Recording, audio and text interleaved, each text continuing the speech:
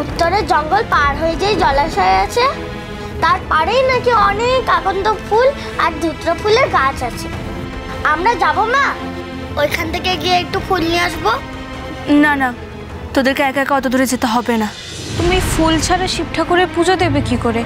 আমি বরং ওদের সাথে যাই। না পরমেশ্বরী, আমি বলছি তো কাউকে জঙ্গল পার হতে হবে না।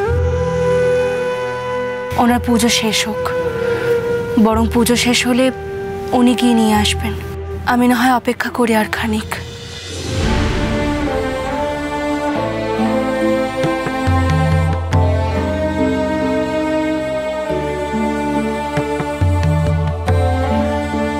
কি হয়েছে? দেখুন না, গ্রামে কোথাও আকন্দ ফুল আর ধুত্র ফুল পাওয়া যাচ্ছে না। যা আছে তা ওই উত্তরের জঙ্গল পার করে জলাশয়ের ধারে। কিন্তু আমি ভাবছিলাম যে ওই ফুল এনে মন্দিরে যেতে যেতে তো অনেকটা সময় লেগে যাবে আমার। কি যে করি আমি। আপনি দুশ্চিন্তা করবেন না সর্বাণী, আপনি বরং ওই সাদা ফুল নিয়ে গিয়ে মন্দিরে পুজো দিয়ে আসুন। আর বাড়ির পুজোর জন্য আমি ফুল তুলে আনছি। যান, মন্দিরে যান। আপনার মায়ের পুজো শেষ হয়েছে? হ্যাঁ, পুজো শেষ হয়েছে, তবে আজ আমি ঠিক করেছি যে মা আর মহাদেবের আরতি একসাথে করব। আমি উত্তরের জলাশয় থেকে আসছি।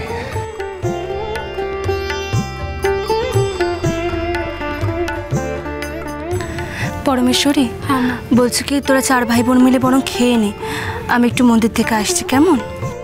ঠিক আছে।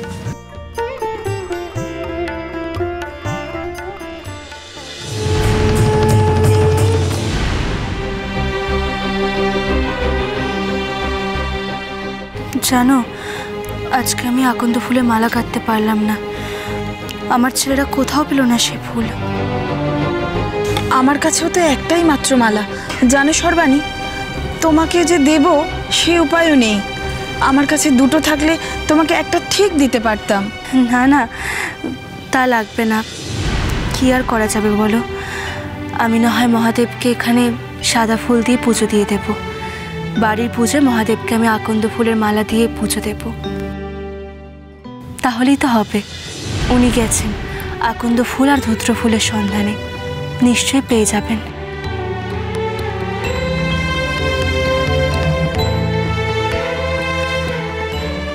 আমায় ক্ষমা করো ভোলানাথ, আমি এখন তোমায় তোমার পছন্দের ফুল দিয়ে পুজো করতে পারছি না। তবে ঘরের পুজোয় আমি তোমাকে তোমার পছন্দের ফুল দিয়ে মালা করে পরাবো। এই আমি তোমার কাছে প্রতিজ্ঞা করছি, যতক্ষণ তোমাকে তোমার পছন্দ মতো ফুলের মালা না পরাতে পারবো ততক্ষণ আমি জল গ্রহণ করব না।